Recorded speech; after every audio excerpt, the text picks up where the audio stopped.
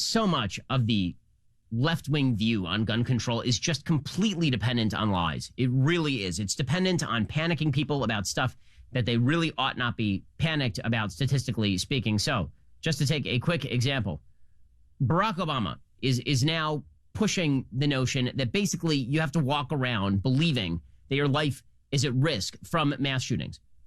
That you, like the normal American citizen going to the supermarket, you have to be deeply worried that you're going to get shot today. President Obama said, quote, "We should be able to live our lives without wondering if the next trip outside our home could be our last. We should. But in America, we can't." You can. You totally can, actually. In fact, if you're mostly worried about like what's going to happen after you exit the door, what you probably want to worry about is like heart disease, cancer, car accident. If what you're worried about is somebody shooting up your supermarket, statistically speaking, wrong. Okay. Like it happens because bad things happen in a country of 330 million people. Evil things happen. There are evil people. There are mentally ill people. There are deranged people. Okay. But your chances of being murdered in the United States, just straight up murdered in the United States, are approximately 1 in 20,000. 1 in 20,000. And by the way, those are not your chances. Those are the average chances of being murdered in the United States. If you live in a high crime area, it could be higher than that. But if you live in a low crime area, your chances are significantly lower than that. Because we know that murder is centralized in major American cities in high crime areas.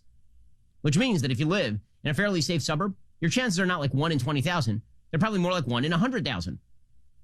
Not only that, your chances of being murdered by a random stranger are extremely low. Okay, most murders in the United States, about 19,000 a year, most murders in the United States are people who know each other and happen in the home. So really, if you're worried about being murdered, probably you should leave the house. Turns out you're more likely to be murdered in your own house than anywhere else in your life by somebody you know. So take a look at your friends and family, guys. But here is the actual statistics. And this matters, okay? The reason it matters is because on the back of this lie that you have to worry that every time you leave your house, you're going to be shot in a public place. Based on this lie, they are now pushing a vast gun grab. In the same way that people dramatically overestimate their risk factors when the media overcover things, this is particularly true when it comes to mass shootings. So, when it came to COVID, for example, a huge number of Americans, as in like the vast majority of Americans, thought their chances of dying from COVID were a multiple of what they actually were. If you ask most Americans, out of 100 people who get COVID, how many are going to die? Most Americans will tell you 5, 10, 3. The real answer in the United States on average was of 1,000 people who get COVID, about 5 were going to die. And if they were under the age of 60, the chances were a lot lower than that. It was more like 2 or 3 in 1,000. And if you're under the age of 20, it was almost 0. Okay, but people don't factor risk in, statistically speaking. They do it based on gut. They do it based on instinct. Like Daniel Kahneman has a great book called Thinking Fast and Slow, which talks about people's inability to properly estimate risk. They do it basically on anecdotal evidence. Right? If you saw somebody murdered in front of you today, you would think my chances are pretty good that I'm going to get murdered tomorrow. Well, if we are living in a nationalized media environment in which every murder is shown on our TV, we tend to think that this is true every year, by the way. There are polls every single year. How many Americans think murder is getting worse? And Americans almost every year think that murder is getting worse. And usually it's not. In the last couple of years, it has because of bad democratic governance in which they removed funding from the cops. But for like 30 years, the answer was it's getting better. Or at least since 1994, it was getting better. Okay, but every year people thought it was worse. Why? Because when you turn on the TV, all you see is dead people. Okay, but here is it's similar to the lie that was being told during the summer where you would hear Dwayne Wade or LeBron James go out there and be like, every time I walk out my front door, I'm afraid I'm going to get killed. And you thought to yourself, by white cops, right? White cops are going to come and kill me. And you thought to yourself, well, that's a stupid thing to worry about. Like really, in a country of 42 million black Americans, in which according to the Washington Post, in 2019, a grand total of 13 black Americans were shot unarmed by the police. And not all of those shot by white police officers, by the way. So 13 out of 42 million black citizens of the United States. LeBron James, like the thing he worries about most when he goes out is being shot by the cops.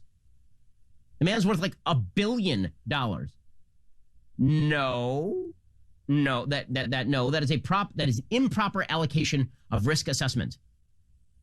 So what are your actual chances of being shot in a mass shooting in the United States? Because remember, Barack Obama's comment was, in America, we cannot wonder if the next trip, we cannot go outside without wondering if our next trip could be our last. We can't do it. It's impossible. Well, maybe impossible because he keeps spouting statistical lies, but here are the actual statistics. on mass shootings in the United States. Between 2007 and 2017, this is Mother Jones's archive, okay? Mother Jones, a far-left publication. According to their mass shooting estimates, there are about 495 people murdered in mass shootings total between 2007 and 2017. About 49.5 people a year, 50 people a year. There are 330 million people living in the United States, which means that between 2007 and 2017, your chances of being murdered every year in a mass shooting were 1 in 6.6 million. 1 in 6.6 million. So do you leave your house every morning and think to yourself about all the risks that are higher than 1 in 6.6 million and then decide to stay home? Of course not, because then you could never leave home, because that's insane. No one does that. There are rare cancers that take people more than mass shootings take people in the United States, like super rare cancers. There are any, like, I don't know what your chances are of being struck by lightning. Like, how many people in America die of lightning strike every year?